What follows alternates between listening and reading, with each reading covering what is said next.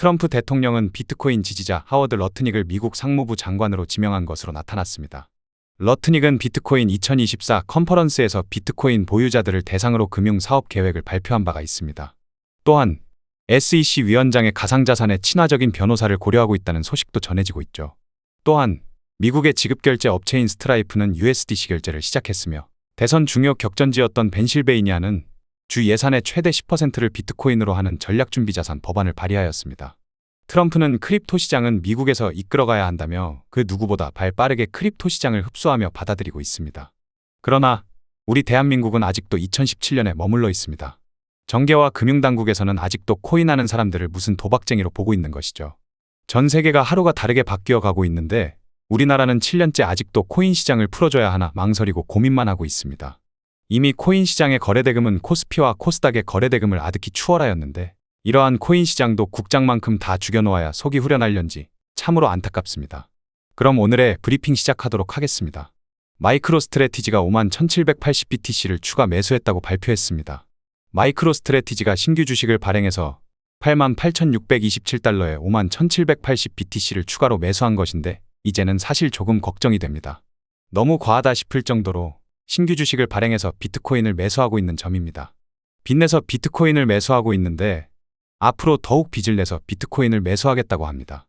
마이크로스트래티지의 평단가가 3,000에서 10,000달러 부근에 다시 나눌 최저점이면 몰라도 평단가 50,000달러 정도면 지금 당장은 아니더라도 하락장이 시작되면 충분히 도달 가능한 가격대죠.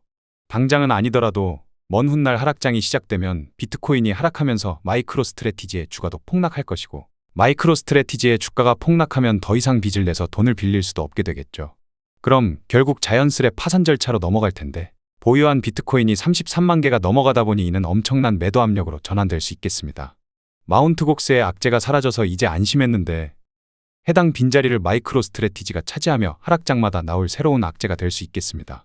물론 지금 당장의 이야기가 아니겠지만 코인 시장에 대한 너무 과한 맹심보다 적당히 수익 났을 때 치고 빠지는 전략을 구사해야 된다고 생각합니다. 미결제약정은 수익이 실현되지 않은 포지션을 의미하며 언젠가 수익 실현이 될 물량을 의미합니다. 미결제약정의 증가는 자금이 유입을 뜻하며 미결제약정의 감소는 자금이 유출을 뜻합니다. 미결제약정의 흐름을 통해 자금이 유입과 유출 방향을 찾아보실 수가 있는 것이죠. 전체 미결제약정의 거래소 분포 흐름을 보자면 1위가 CME 거래소이며 비율 32.55%를 차지하고 있습니다. 2위는 바이낸스 거래소이며 비율 18.83%를 차지하고 있습니다. 3위는 바이비트 거래소이며 비율 14.09%를 차지하고 있습니다. 미결제약정은 다시 한번 사상 최대치를 또 경신하였습니다. 시장에 자금 유입이 지속적으로 유입되고 있다는 소리이며 자금 유입이 최대로 이루어진 곳은 CME 거래소입니다. CME 거래소는 주로 기관에서 거래를 하기 때문에 기관들의 움직임을 엿볼 수 있다고 보시면 되겠습니다. 지금 당장은 기관 측에서 막대한 자금을 유입시키며 비트코인의 상승을 견인하고 있지만 기관은 항상 개인들의 뒤통수 치는 역할을 해왔습니다. 지금의 상승장에 너무 심취하시기보다 항상 적절한 수익이 나왔을 때 치고 빠지는 것이 중요하겠고요. 꼭 불장에는 고점에 추격 매수하시는 분들이 많아지는데 결국 그러다 보면 도로아미타불이 되는 경우가 많습니다. 결국 상승장에도 알트코인은 기본적으로 마이너스 10에서 20% 조정은 주기 마련이니 조정을 기다렸다 진입하셔도 충분히 승산이 있을 것이라 보여집니다. 해당 자료는 CME 선물거래소의 각 월별 거래량입니다. CME 거래소에서 거래량이 점진적으로 증가하고 있는데 이는 12월물에 미결제약정이 증가하면서 나온 거래량으로 보여집니다. 12월에 금리 인하가 불투명해진 가운데 미증시는 큰 폭으로 하락하다가 다소 반등 장세가 나와주고 있습니다. 미증시의 반등과 함께 비트코인도 신고점을 경신한 상황이죠. 11월 말 12월 중으로 미증시가 지속적으로 하락하며 미국의 달러 인덱스가 상승한다면 코인 시장에 다소 큰 조정장이 시작될 수도 있겠습니다. 물론 현재 상황으로 보자면 비트코인이 신고점을 지속적으로 경신하고 있기에 당장 큰 걱정은 없어 보입니다만 상승장 중에서도 항상 긴장을 놓으시면 안 되겠습니다. 이어서 미결제약정의 흐름까지 자세히 살펴보자면 11월물에 미결제약정의 계약수는 21,277개로 410개가 감소하였으며 12월물에 미결제약정의 계약수는 18,065개로 1,913개가 증가하였습니다. 자금의 유출보다는 자금의 유입이 압도적으로 많았다고 볼 수 있겠고요. 다만 11월물의 미결제약정의 계약수가 아직도 21,277개가 남아있습니다. 해당 11월물의 미결제약정은 다음 주 금요일까지 포지션을 모두 청산시켜야 합니다. 따라서 11월 월봉 마감을 앞두고 세력들의 다소 큰 흔들기가 나올 수 있음을 인지해 주셔야겠습니다. 해당 자료는 코인베이스 프리미엄 인덱스입니다. 미국의 코인베이스 거래소와 바이낸스 거래소 간 가격 차이를 나타내주는 지표라고 보시면 되겠습니다. 코인베이스의 프리미엄 지표가 음수로 떨어질 때는 비트코인의 가격이 하락하고, 코인베이스의 프리미엄 지표가 양수로 치솟을 땐 비트코인의 가격이 상승하는 모습을 여실없이 보여주고 있습니다. 그만큼 현재의 코인 시장은 미국에서 주도하고 있다고 보면 되겠죠. 트럼프가 SEC의 위원장이며 상무부 장관이며 모두 비트코인의 지지자로 지명하고 있습니다. 단순히 말뿐인 비트코인 지지자가 아니라 비트코인 컨퍼런스 등에 참가하여 연설 등 활발히 활동한 사람들을 지명하고 있습니다. 그러니 코인에 관심 없던 미국인들도 자연스레 관심이 가겠죠. 이렇게 미국에서는 코인 시장을 선도하여 이끌어 가려고 애쓰는 모습을 보여주나 우리나라는 어떻게 해서든 코인 시장을 규제하며 압박하기 위해 견제를 하고 있습니다. 국장도 다 조져놓고 코인 시장도 다 조져놓으려는 심산인지. 10년이면 강산도 변한다는데 2017년부터 지금까지 7년 동안 바뀐 게 하나 없는 우리나라의 꼰대들에게 박수를 보내고 싶습니다. 해당 점유율 차트는 가상자산 시장에 있어 비트코인이 가지고 있는 점유율과 알트코인이 가지고 있는 점유율을 살펴볼 수 있는 차트입니다. 현재 최근 코인 시장의 동향을 보자면 비트코인이 신고점을 경신할 때 비트코인의 점유율이 상승하고 알트코인의 점유율이 하락하는 모습을 보여주고 있습니다. 반대로 비트코인이 조정이 나올 때 비트코인의 점유율이 하락하고 알트코인의 점유율이 상승하는 모습을 보여주고 있죠. 물론 코인 시장에서 비트코인이 하락하는 것보다 상승하는 것이 좋은 그림은 맞지만 너무 과하면 안 되는 법입니다. 너무 과하게 비트코인만 독주하다 보니 알트코인이 비트코인을 쫓아갈 시간이 없는 것이죠. 그럴 경우 시장 점유율은 비트코인에게 계속해서 뺏기게 됩니다. 지금은 비트코인이 독주해서 재차 다시 상승하는 것이 아니라 오히려 허용될 만한 크고 작은 조정을 주며 횡보 흐름을 보여주는 것이 알트코인의 숨통을 열어주게 될 것입니다. 해당 차트는 달러 인덱스와 나스닥의 차트입니다. 트럼프가 당선될 시점부터 달러 인덱스와 나스닥이 동반 상승하는 움직임을 보여주고 있습니다. 본래 달러와 미증시는 반대의 움직임을 보여줍니다. 주식시장의 하락이 예상될 경우 달러의 가치는 급등하게 되고 주식시장의 상승이 예상될 경우 달러의 가치가 하락하게 되죠. 그러나 지금은 커플링 동조 현상을 보여주고 있습니다. 둘 중 하나는 거짓된 움직임이라는 것이죠. 조만간 미증시가 크게 하락하면서 달러 가치가 상승하든지 미증시가 크게 상승하면서 달러 가치가 하락하든지 다시 역이관계를 보여줄 가능성이 높겠습니다. 해당 역의 관계를 보여줄 때 거짓된 움직임이 판별날 수 있겠고요. 혹시나 미증시가 크게 하락하면서 달러 가치가 상승하기 시작한다면 비트코인도 스윙 관점에서 크나큰 하락세가 나올 수 있겠습니다. 반대로 미증시가 크게 상승하면서 달러 가치가 하락하기 시작한다면 코인 시장의 대대적인 불장이 다시 한번 시작될 수 있겠습니다. 물론 달러의 가치는 주식시장에 의해서만 결정되는 게 아니라 복합적인 상관관계를 갖고 있습니다. 쉬운 이해를 돕기 위해 미증시와 나스닥의 보편적인 예시를 안내드린 점 참고 바랍니다. 이제부터 비트코인의 심층 분석을 안내드리겠습니다. 중장기적인 거래 전략을 모색하기 위한 주간 차트입니다. 주간 차트상의 오더플로우 흐름은 강세 추세입니다. 주봉과 일봉 차트는 스윙 구조로 진입하기에 적합한 시간 프레임입니다. 그러나 지금은 신고점을 계속해서 경신하고 있기에 비트코인을 장투로 매수 진입하기엔 비효율적이겠습니다. 물론 가격은 추가적으로 상승할 수 있겠으나 고점이 어딘지 알 수 없는 만큼 장투로 진입하기엔 상당히 리스크가 높은 시점입니다. 지금은 장투 매수 진입보다는 단타로 치고 빠지는 것이 효율적이겠습니다.